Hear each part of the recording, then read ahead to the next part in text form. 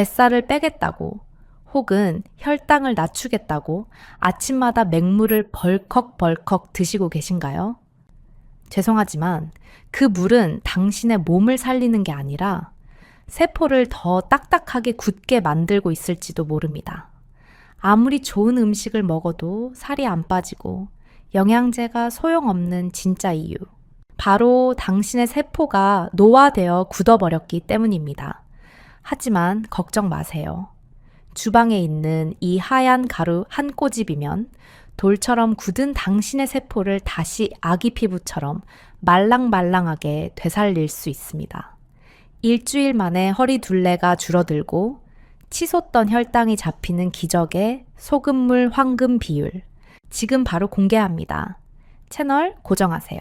안녕하세요. 세포의 건강과 대사 질환을 연구하는 예방의학 박사 김서연입니다. 오늘 제가 들려드릴 이야기는 단순히 살을 빼는 방법이 아니라 여러분의 남은 인생을 송두리째 바꿀 수도 있는 생명 연장의 비밀입니다. 본격적인 내용에 앞서 우리 가족의 건강을 지키고 활기찬 아침을 되찾고 싶으신 분들은 지금 바로 좋아요 버튼 한번 꾹 눌러주세요. 여러분의 작은 관심이 더 좋은 건강 정보를 만드는데 큰 힘이 됩니다. 우리는 흔히 물을 많이 마시면 피부가 좋아지고 노폐물이 빠진다고 철석같이 믿고 있습니다. 하지만 진료실을 찾는 수많은 환자분들을 상담하다 보면 하루에 물을 2리터씩 억지로 마시는데도 불구하고 여전히 피부는 푸석하고 뱃살은 늘어지며 만성 피로에 시달리는 경우가 허다합니다. 도대체 왜 이런 일이 벌어지는 걸까요? 그건 바로 우리 몸이 단순한 물통이 아니기 때문입니다. 여러분이 마신 그 맑은 물이 식도를 타고 내려가 혈관을 돌다가 세포문 앞까지는 도달했어도 정작 세포 안으로 들어가지 못한다면 어떻게 될까요? 세포 밖에는 물이 넘쳐나서 몸이 퉁퉁 붓고 부종이 생기는데 정작 세포 안은 물이 없어서 쪼그라들고 말라 비틀어지는 이른바 세포 탈수 현상이 벌어지게 됩니다.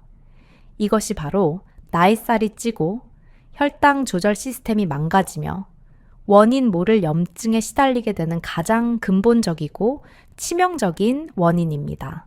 우리 몸을 구성하는 60조 개의 세포는 하나하나가 마치 작은 풍선과 같습니다. 건강한 세포는 물이 가득 차 있어서 탱탱하고 탄력이 넘치지만 노화된 세포는 수분이 빠져나가 쭈글쭈글하고 딱딱하게 굳어 있습니다. 마치 갓 단 싱싱한 포도와 바짝 마른 건포도의 차이라고 생각하시면 이해가 빠르실 겁니다. 그런데 세포 안으로 물을 끌어들이는 힘, 즉 세포의 문을 여는 열쇠가 바로 나트륨, 우리가 흔히 소금이라고 부르는 미네랄입니다. 많은 분들이 저염식이 건강의 정답이라고 오해하고 계시지만 극단적인 저염식과 과도한 맹물 섭취는 오히려 세포를 죽이는 행위가 될 수 있습니다. 과학적으로 설명하자면 우리 세포막에는 나트륨 칼륨 펌프라는 발전소가 존재합니다. 이 펌프는 세포 안팎의 미네랄 농도 차이를 이용해 영양분을 빨아들이고 노폐물을 뱉어내는 역할을 수행하는데 체내 염분 농도가 너무 낮아지면 이 펌프가 작동을 멈춰버리고 맙니다. 마치 배터리가 방전된 장난감처럼 세포가 기능을 멈추는 것입니다. 이때 아무리 좋은 영양제나 비싼 보약을 먹어도 소용이 없는 이유가 여기 있습니다. 택배 기사님이 집 앞까지 왔는데 현관문이 잠겨 있다면 물건을 받을 수 없는 것과 똑같습니다. 혈액 속에 당분이 넘쳐나도 세포가 그 당분을 받아들이지 못하니 혈당 수치는 계속해서 고공행진을 하게 되고 갈 곳 잃은 당분은 결국 복부 내장 지방으로 차곡차곡 쌓이게 되는 것입니다. 이 악순환의 고리를 끊어내기 위해서는 세포 내 수분 흡수율을 높여야만 합니다. 그리고 그 유일하고도 가장 강력한 해결책이 바로 혈액의 농도와 가장 유사한 따뜻한 소금물을 아침 공복에 마시는 습관입니다. 여기서 중요한 것은 삼투압이라는 과학적 원리입니다. 배추를 절일 때 소금을 뿌리면 배추 속의 수분이 밖으로 빠져나오고 숨이 죽죠. 반대로 우리 몸속에서는 적절한 염분 농도가 맞춰져야만 혈관 속에 있는 수분이 세포막을 통과해 세포 내부로 이동할 수 있습니다. 이 균형이 완벽하게 맞을 때 비로소 세포는 다시 숨을 쉬기 시작합니다. 제가 연구실에서 관찰한 바에 따르면 적절한 농도의 소금물을 섭취한 그룹은 그렇지 않은 그룹에 비해 인슐린 감수성이 현저하게 개선되었습니다. 이는 굳게 닫혀있던 세포의 문이 열리고 혈액 속을 떠돌던 포도당이 에너지원으로 쓰이기 시작했다는 명백한 증거입니다. 단순히 물에 소금을 타서 마시는 것 같지만 이것은 우리 몸의 생체에 전기 신호를 되살리는 가장 고차원적인 치료법과 다름없습니다. 특히 아침 기상 직후는 우리 몸이 가장 산성화되어 있고 밤새 호흡과 땀으로 수분과 전해질이 많이 빠져나간 상태입니다. 이 타이밍에 맹물을 마시는 것은 마치 마른 논에 물을 대는 것이 아니라 기름기가 쫙 빠진 기계에 윤활유 없이 억지로 모터를 돌리는 것과 같습니다. 반대로 전해질이 풍부한 따뜻한 소금물이 위장으로 들어가면 놀라운 일이 벌어지기 시작합니다. 마치 메마른 대지에 단비가 내리듯 세포들은 기다렸다는 듯이 수분과 미네랄을 동시에 빨아들입니다. 이 과정에서 세포 안에 묵혀있던 독소와 노폐물은 자연스럽게 밖으로 밀려나게 됩니다. 이것이 바로 진정한 의미의 디톡스이자 해독 작용입니다. 많은 분들이 해독 주스나 비싼 클렌즈 프로그램을 찾으시지만 우리 몸의 생리적 기전을 이해한다면 가장 완벽한 해독제는 바로 균형 잡힌 미네랄 워터라는 사실을 깨닫게 되실 겁니다. 특히 뱃살 때문에 고민이신 분들은 지금부터 더 집중해 주십시오. 소금 섭취를 줄이면 살이 빠진다는 속설은 반은 맞고 반은 틀립니다. 라면이나 찌개, 국물 같은 가공식품 속의 나트륨은 부종을 만들고 살을 찌우지만 순수한 소금물은 오히려 지방을 태우는 기폭제 역할을 합니다. 그 원리는 우리 몸의 호르몬 시스템과 직결되어 있습니다. 체내 염분이 부족해지면 우리 뇌는 이를 생존의 위기로 인식합니다. 그러면 레닌과 알도스테론이라는 호르몬 분비가 급격히 늘어나는데 이 호르몬들이 하는 주된 역할이 바로 지방을 몸 안에 가두는 것입니다. 즉, 싱겁게 먹을수록 우리 몸은 지방을 태우지 않고 악착같이 저장하려 듭니다. 특히 복부내장 지방은 비상시를 대비한 에너지 저장고이기 때문에 염분 부족 신호가 오면 가장 먼저 지방이 쌓이고 가장 나중에 빠지는 부위가 됩니다. 죽어라 운동을 하고 식단을 조절해도 뱃살이 꼼짝 않는다면 여러분의 몸이 지금 염분 결핍이라는 비상사태를 선포했기 때문일 수 있습니다. 반대로 아침에 적절한 염분을 공급해주면 뇌는 이제 살 만하구나, 비상사태를 해제해도 되겠다 라고 판단합니다. 그제야 비로소 지방 대사의 스위치가 켜지고 굳게 닫혀있던 지방세포의 문이 열리며 연소작용이 시작되는 것입니다. 실제로 제 환자분들 중에는 저염식 강박을 버리고 소금물을 드시게 한 뒤 일주일 만에 허리 둘레가 눈에 띄게 줄어든 사례가 셀 수 없이 많습니다. 단순히 수분이 빠진 것이 아니라 대사 시스템이 정상화되면서 얻어진 결과입니다. 또한 소금물은 혈당 스파이크를 막아주는 천연 방패막이 됩니다. 포도당이 세포 안으로 들어가려면 혼자서는 절대 못 들어갑니다. 반드시 나트륨이라는 친구의 손을 잡아야만 세포 문을 통과할 수 있는데 이것을 의학 용어로 나트륨 의존성 포도당 수송체라고 부릅니다. 쉽게 말해 나트륨 없이는 포도당이 에너지로 쓰일 수 없다는 뜻입니다. 소금이 부족하면 혈액 속에 포도당이 갈 곳을 잃고 둥둥 떠다니게 되고 이것이 곧 고혈당과 당뇨병으로 이어지는 지름길이 됩니다. 아침에 마시는 짭짤한 물 한 잔이 인슐린 저항성을 개선하고 혈당 수치를 안정적으로 잡아주는 과학적 근거가 바로 여기에 있습니다. 뿐만 아니라 이 습관은 만성염증을 잠재우는 데도 탁월합니다. 염증이란 결국 세포가 스트레스를 받아 생기는 불씨와 같은데 충분한 미네랄과 수분이 공급되면 세포의 스트레스가 해소되면서 자연스럽게 염증 수치가 떨어지게 됩니다. 아침마다 손가락 마디가 뻣뻣하거나 얼굴이 붓고 이유 모를 통증에 시달린다면 여러분의 몸이 지금 만성적인 물 부족과 미네랄 기근에 시달리고 있다는 신호입니다. 이때 소금물은 세포를 진정시키고 부기를 빼주는 소방수 역할을 톡톡히 해냅니다. 이제 왜 맹물이 아닌 소금물이어야 하는지 충분히 이해하셨으리라 믿습니다. 그렇다면 이제 가장 중요한 문제가 남았습니다. 도대체 어떤 소금을 얼마나 어떻게 타서 마셔야 하는가에 대한 것입니다. 집에 있는 아무 소금이나 물에 타서 드셨다가는 오히려 건강을 해칠 수 있습니다. 소금이라고 다 같은 소금이 아니기 때문입니다. 어떤 분들은 맛소금을 타 드시기도 하고 굵은 김장용 소금을 그냥 쓰시기도 하는데 이런 방식은 절대 권장하지 않습니다. 우리 몸에 약이 되는 소금은 따로 있습니다. 우리가 흔히 접하는 맛소금이나 기계로 정제한 꽃소금은 엄밀히 말해 죽은 소금이나 다름없습니다. 이것들은 불순물을 제거한다는 명목으로 미네랄까지 몽땅 깎아내고 오로지 짠맛을 내는 염화나트륨 성분만 99% 남겨둔 결정체이기 때문입니다. 이런 정제염을 물에 타 마시는 것은 세포를 살리는 게 아니라 오히려 삼투압 불균형을 일으켜 세포를 더 메마르게 만들 수 있습니다. 마치 영양분이 다 깎여 나간 흰 쌀 밥만 먹는 것과 같은 이치입니다. 우리가 찾아야 할 소금은 자연의 생명력이 살아있는 미네랄 소금이어야 합니다. 가장 추천하는 것은 간수를 뺀 천일염, 구운 죽염, 그리고 히말라야 핑크솔트입니다.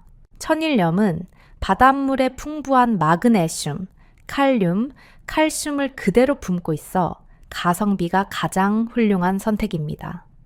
죽염은 고온에서 구워 불순물은 날아가고 미네랄은 농축되어 있으며 알칼리성이 강해 우리 몸의 산성화를 막아주는 장점이 있습니다. 최근 인기가 많은 핑크솔트 또한 아주 훌륭합니다. 수억 년 전 바다가 융기에 만들어진 암염이라 미세 플라스틱 걱정이 없고 철분 함량이 높아 여성분들에게 특히 도움이 될 수 있습니다. 하지만 굳이 비싼 소금을 고집할 필요는 없습니다. 중요한 것은 브랜드가 아니라 성분표에 적힌 천연 미네랄의 존재 여부입니다. 자, 그럼 이제 여러분이 가장 기다리셨을 기적의 소금물 황금 비율을 정확하게 알려드리겠습니다. 메모하실 준비 되셨나요? 가장 이상적인 농도는 우리 몸의 체액, 즉 눈물이나 혈액의 염도와 가장 비슷한 0.9%를 맞추는 것입니다. 너무 복잡하게 계산할 필요 없이 딱 이것만 기억하시면 됩니다. 미지근한 물 한 컵, 약 200ml 기준으로 티스푼의 3분의 1 정도 혹은 엄지와 검지로 집은 한 꼬집히면 충분합니다. 그라인더를 쓰신다면 가볍게 한두 바퀴만 돌려주세요. 맛을 봤을 때 짜다 라는 느낌이 들면 실패입니다. 밍밍한데 끝맛이 살짝 고소하고 짭짤하네? 이 정도가 세포가 가장 좋아하는 최적의 농도입니다. 그리고 물의 온도 또한 매우 중요합니다. 찬물은 절대 금물입니다.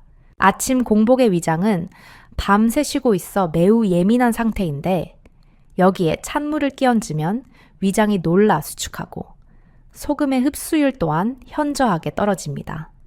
반드시 청아 비슷한 미지근한 물, 음양탕의 온도를 지켜주세요. 마시는 방법에도 요령이 있습니다. 급하다고 벌컥벌컥 원샷을 하면 위장의 쓰나미가 몰려오는 것과 같아 오히려 탈이 날 수 있습니다. 우아하게 차를 마시듯이 한 모금씩 천천히 음미해야 합니다. 여기서 저만의 특급 비결을 하나 더 알려드리자면 물을 입안에 머금고 각을 하듯이 혀로 몇 번 굴린 뒤에 삼키는 것입니다. 이렇게 하면 침 속에 있는 소화효소와 미네랄이 섞이면서 흡수율이 폭발적으로 증가하고 뇌를 깨우는 신호까지 전달됩니다. 이 작은 차이가 효과를 2배, 3배로 만드는 핵심입니다. 또한 마시는 타이밍은 반드시 양치 후 식사 전이어야 합니다. 기상 직후 입안에는 밤새 번식한 세균이 가득하므로 가볍게 물로 헹구거나 양치를 한 뒤에 소금물을 드시는 것이 좋습니다. 그리고 소금물을 마신 뒤 최소 20분에서 30분 정도는 공복 상태를 유지해 주시는 것이 좋습니다. 이 시간은 소금물이 온몸의 세포 끝까지 배달되는 골든타임입니다. 이때 다른 음식물이 들어오면 흡수 경쟁이 벌어져 효과가 반감됩니다. 이 20분 동안 가볍게 스트레칭을 하거나 집안일을 하며 몸을 움직여준다면 금상첨화입니다. 몸이 깨어나면서 대사가 활발해져 지방 연소 효과를 극대화할 수 있기 때문입니다. 하지만 빛이 강하면 그림자도 존재하듯 아무리 좋은 약이라도 내 몸에 맞지 않으면 독이 될 수 있습니다. 소금물 요법이 대다수에게는 기적 같은 변화를 선물하지만 반드시 주의해야 할 분들도 분명히 계십니다. 특히 신장 기능이 정상인의 30% 이하로 떨어진 만성심부전 환자분이나 심장 기능이 약해 숨이 잘 차는 심부전 환자분들은 각별한 주의가 필요합니다. 이런 분들은 이미 장기의 배출 능력이 현저히 떨어져 있어 작은 양의 나트륨 변화에도 민감하게 반응할 수 있기 때문입니다. 무턱대고 시작하기보다는 반드시 주치의 선생님과 상의하시고 내 몸이 감당할 수 있는 범위 내에서 아주 조심스럽게 접근하셔야 합니다. 혈압약을 드시는 분들 중에서 걱정하시는 분들이 많은데 무조건 피하실 필요는 없습니다. 다만 약의 흡수율에 영향을 줄 수 있으므로 기상 직후 소금물을 마시고 최소 30분 정도 충분한 시차를 둔 뒤에 혈압약을 복용하시는 지혜가 필요합니다. 임신 중이거나 수유 중인 여성분들은 호르몬 변화가 극심한 시기이므로 체내 수분 저류 현상이 심해질 수 있어 가급적 피하시는 것을 권장합니다. 또한 처음 소금물을 마시기 시작하면 사람에 따라 명현 현상이라고 부르는 일시적인 불편함이 나타날 수 있습니다. 갑자기 화장실을 자주 가게 되거나 배에서 꾸르륵 소리가 나며 가벼운 설사를 하기도 하고 오히려 며칠간은 몸이 더 붓는 듯한 느낌을 받을 수도 있습니다. 하지만 놀라거나 겁먹으실 필요는 없습니다. 이것은 부작용이라기보다는 그동안 물이 부족해 말라 비틀어졌던 세포들이 갑자기 들어온 수분을 스펀지처럼 빨아들이며 생기는 자연스러운 적응 과정이자 몸속에 쌓여있던 노폐물이 밖으로 배출되려고 요동치는 호전 반응일 가능성이 높습니다. 보통 일주일 정도면 몸이 새로운 염도, 균형에 적응하면서 자연스럽게 사라집니다. 만약 이런 증상이 너무 불편하다면 소금의 양을 한 꼬집이 아니라 반 꼬집 혹은 아주 미량으로 줄여서 시작해보세요. 우리 몸에게 적응할 시간을 주는 것입니다. 핵심은 포기하지 않는 것입니다. 세포 하나가 태어나서 죽고 새로운 세포로 교체되는 데 걸리는 시간이 대략 3개월, 약 100일 정도입니다. 하루 이틀 마시고 왜 효과가 없지? 라며 그만둔다면 물을 끓이다가 99 돼서 불을 끄는 것과 같습니다. 최소한 3개월, 100일 동안은 매일 아침 나 자신과의 약속을 지켜보십시오. 처음 일주일은 뱃살이 조금 말랑해지는 느낌이 들 것이고 한 달이 지나면 아침에 일어나는 게 가벼워질 것이며 100일이 지나면 거울 속에 비친 10년 전에 젊어진 나를 발견하게 될 것입니다. 건강은 복잡하고 비싼 무언가로 얻어지는 것이 아닙니다. 매일 아침 눈 뜨자마자 마시는 따뜻한 소금물 한 잔, 이 작고 사소한 습관 하나가 쌓여 여러분의 인생을 지탱하는 가장 강력한 기둥이 될 것입니다. 지금 당장 주방으로 가서 소금과 물을 준비해 보세요. 여러분의 세포는 지금 이 순간에도 간절하게 그 생명수를 기다리고 있습니다. 오늘 제가 알려드린 소금물 황금 비율과 섭취법을 꼭 기억하시고 내일부터 바로 실천해 보시길 강력하게 권해드립니다. 일주일 뒤 여러분의 몸에 어떤 놀라운 변화가 일어났는지 이 영상의 댓글로 생생한 후기를 남겨주세요. 여러분의 성공담이 또 다른 누군가에게는 희망이 되고 용기가 됩니다. 저 김서연 박사는 앞으로도 여러분의 건강한 삶을 위해 더 검증되고 유익한 의학 정보로 다시 찾아오겠습니다. 오늘 내용이 도움이 되셨다면 주변의 소중한 분들에게도 공유해 주시고 구독과 좋아요를 통해 저와 함께 건강한 100세 시대를 준비해 나가시길 바랍니다. 감사합니다. 당신의 건강을 진심으로 응원합니다.